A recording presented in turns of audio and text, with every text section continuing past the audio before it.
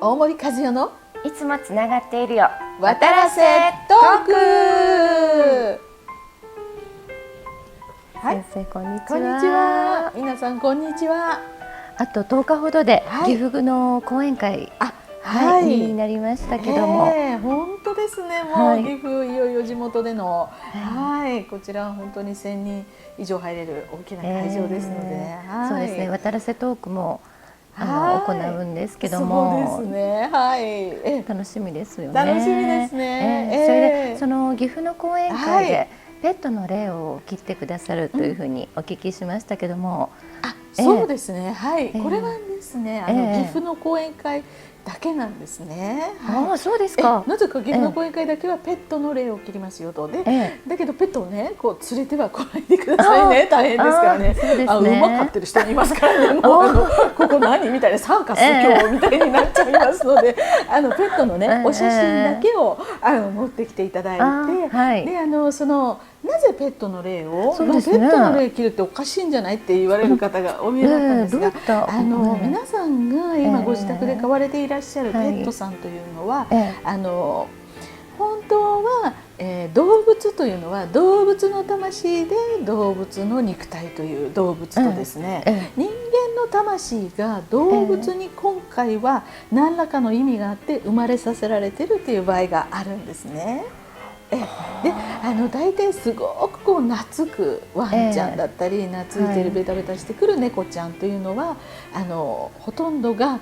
今までちょっとお写真をね見せていただくと、どちらかすぐ私は目が写ってるお写真ですねわかるんですけれども、でほとんど今まで見させていただいたもののごめんなさい、ワンちゃん猫ちゃんの中ではやはり人間の魂という方が多かったもんですから、でその動物さんにももちろん霊というのがつくんですね。私たちも霊がつくで講演会で霊を切ったりするんですが、でその動物さんについてる霊を切ってあげることで、動物さんが今ちょっと体調を崩していたり、今調子が悪かったり、あと今は何ともないんだけれどもついていることで、これから先体調を崩していくとか災いが来るであろう霊を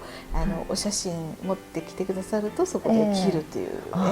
そういう大抵ですね今までいろいろ動物さんもうちのワンちゃんは前世なんですかとか、面談とかでは聞いてこられる方いらっしゃるんですけれども、やはりワンちゃんに生まれてしまったというのは前世でその人間の魂、その方は前世は人間ですから、その人間だった時にやはり少し罪なことをなさってて、ちょっと忍者だったとか、女患者だったとかいろんな方今まで見させていただいたらいたんですけれども、今でいうとスパイをしてたとかですね、そういう工作員だったとかそういう方たちとかも、で今はワンちゃんとして生まれ犬の修行をされてるとか、そういう猫ちゃんだとこの猫、うちの猫ちゃんいつも寝てると布団にニューッと入ってくるんですっていう猫ちゃんいらっしゃって、その猫ちゃんの場合は前世がやっぱりおめかけさんしてたとかですね、でその習性が今も残っててですね、夜になるとヒューッとお布団に入ってくるとか、そういう猫ちゃんもいらっしゃいましたし、前一度うさぎ可愛がっていた大抵ワンちゃん猫ちゃんが多いんですけれども、人間が転生しているというのは、うさぎでも前世人間だったっていう方もいらっしゃったんですね。ですから人間の魂なのでやはりこう霊を切っておいてあげた方がいいということで、ただお写真持ってくるだけでなんてことはありませんので、もちろん入場料以外何も費用はかかりませんので、ぜひお持ちください。先生、その動物お家で飼っている家庭で飼っている動物というのは前世では何かやはり近くにいたという感じが多いんですか？それでうちの猫ちゃんとかワンちゃんのね前世を教えてほしいってよく個人面談ですけど来られますと、大抵ですねその方の本当にご家族であったり、猫ちゃんの場合その方のおめかけさんとか側室であったりとかですね、そういうもちろん今のご家族と深い関係のある方が今ペットとして飼買われているという場合が多いです。じゃあ皆さん飼ってらっしゃるペットのお写真を国際会議場にお持ちになっていただくといいですね。で普段家でもですね、今度は人間に生まれてくるんだよってね、ぜひお声かけをして諭してあげてください。いいことを聞きました。それでその霊に関係してなんですが、私高校の時に2、3回だったと思うんですが、金縛りにあったことがあるんですが、とても怖かったんですけど、金縛りっていうのはこう目は意識はあるんですけど、起きようとしても起きれないとかですよね。あと体が動かない、なんかこうブロックされてしまって起き上がれない状態ですよね。講演会でも金縛りにあったことありますかと聞きますと、半分ぐらいの方が結構手を挙げられるんですね。結構皆さんね体験なさってるんですけれども、肉体の疲れとかではないかとかいろいろ原因は言われてるんですけれども、霊的な意味としては、やはりそこの土地にいる自爆霊さんが関係してるんですね。あとは自爆霊だけではなくてまだ成仏してない浮遊霊とかですね、いろいろ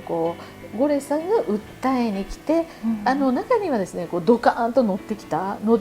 とか、あと首絞められたとか、でパッて目だけ開いたらここに女の人の顔があったとかね、そういう方もいらっしゃるんですよ。まさに本当はその状態なんですね。ガーッと上からご霊さんがわーっと乗ってくるのでもう動けないって苦しいよってでもほとんどそのご霊さんと会話をするって方は少ないので、意味が分からずでしばらくするとあーって解けたっていう感じにね、わーとかキャーとかいう方もいらっしゃるんですけど、そういう状態なんですね。ですから講演会でよく自爆霊というのを拾ってきてくださいって私の2冊目の本にもね書いてあるんですけれども、広い方はそれで拾ってこられてから全くよくその方は金縛りにしょっちゅう自分の部屋だと会うとかリビングで会うとか、この部屋で会うっていう方いらっしゃったんですけど、取られてからはほとんどが起こらないっておっしゃっておりますので、自爆霊さんを拾うことでそれは解消されますので、何か恨みがあってするんですか？ではないですね。訴えてきてるだけですので、中にはあります。前世からの恨みのご霊さんっていう方が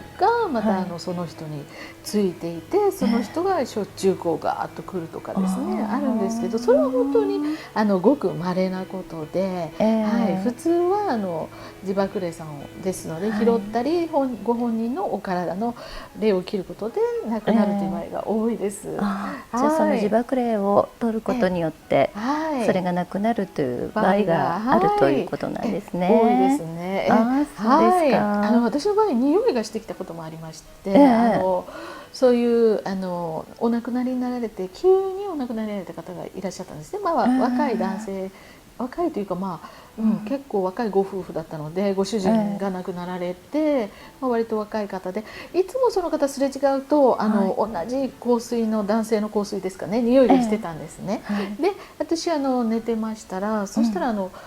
その方はお亡くなりになられたって聞いた5日後ぐらいだったんですけど、急に寝てたら金縛りみたいな感じではないんですが、なんかふーっと誰か来たねって思ったんですね。そしたらその方の匂いがしてきたんですよ。でなんでその方来られたのかなって、同じ建物に住んでた方なので、なんか訴えて来られたのかなと思ったんですけれども、そういう金縛りだけではなくてご霊さん訴えてくる方法としてはいろいろ匂いとかいろんな見えるって方もいらっしゃいますしね。こういうお話よく講演会ではいろいろさせていただいてるんですけれども、でその金縛り状態っていうのは意識はっきりしてますよね。その状態が脳死の状態でもあるということなんですね。で、ちょっと前ですかね、脳死と判定されて、6歳の男の子、5歳の男の子ですか、臓器移植6歳ですね。6歳の男の子が脳死と判定されたので、臓器を提供して他の方に提供されたっていうねニュースあったんですけれども、そのニュースをですね見てた時に、もう今臓器を、取っておられますみたいなニュースだったんですね。その時にですね、もうすごいちっちゃい子の「やーわーわー」っていう鳴き声があと聞こえてきたんですね。先生にあれホテルで見たんです。福岡滞在中ですね。それで壁のねテレビの後ろは壁だったので、壁の向こうでね本当に隣の部屋で子供が騒いでると思ったんですよ。それにしても悲痛な叫びだったので、大丈夫かな、なんか虐待されてないかしらとか心配になったんですが、そしたら神様がね、これはこの男の子の叫び声ですっておっしゃったんですね。それでちょっとね辛い思いをされたんじゃないかなって、感覚はありますよね。金縛りの時も、もしその時に何か切られたりしたら、すごい痛いですよね。意識はありますので、それでそういうことをね辛かったんだろうなと思いまして、臓器を取られる方もですね、意識というか覚醒はしてないんですけど、この金縛り状態の中の自分の意識というのははっきりしてますので、これらの死後もこの意識というのは続きますので、魂というのは永遠に残りますので、肉体はなくなりますがこの意識は残りますので、ですから肉体がなくなってもこの痛みというのはまだ意識の中に残るんですね。で最後やはり苦しい辛い思いをして亡くなられた方というのは意識の中でまだ痛いが続いてますので、辛さがちょっとね残ってしまいますのでね。講演会でもそれを教えていただきましたね。ちょっとそれは別に臓器移植反対とか言ってるわけではないんですが、ちょっとやはりその状態で取られる辛さっていうのを分かってあげていただきたいということで、ご家族の皆さんも辛かったねとかね、そういうことをね男の子にね言ってあげていただけたらと思います。ただすごくやっぱり6歳で魂が綺麗ですので、そういう男の子の場合はこの後も地獄に行ってとかそういうことはありませんので、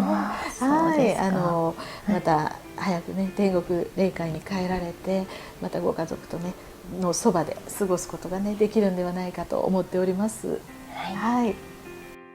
先生、もうすぐ7月16日の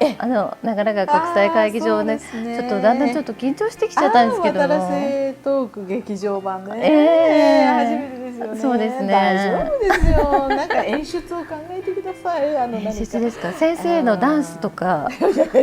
片桐さんが上から糸で吊るされて降りてくるとかですね。なんかユーミンのコンサートのように音楽がなんか楽しみですね。でもお歌も歌われましたもんね、先生この間。お歌ですか？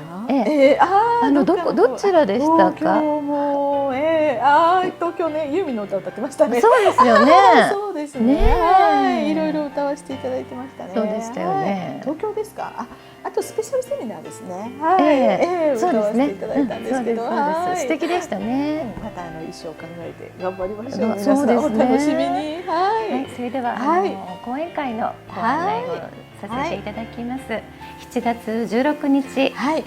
これは岐阜長良川国際会議場です。そして8月の5日の日曜日、岩手県アイーナで行われます。そして9月30日の日曜日、静岡の煙鉄ホールで行われます。岐阜の皆さん、岩手の皆さん、静岡の皆さん、またお会いできること楽しみにしております。ではまたお時間です。本当にいつもあっという間で、もっと皆さんとつながっていたいんですけど、ではまた来週お会いしましょう。See you next week. Bye.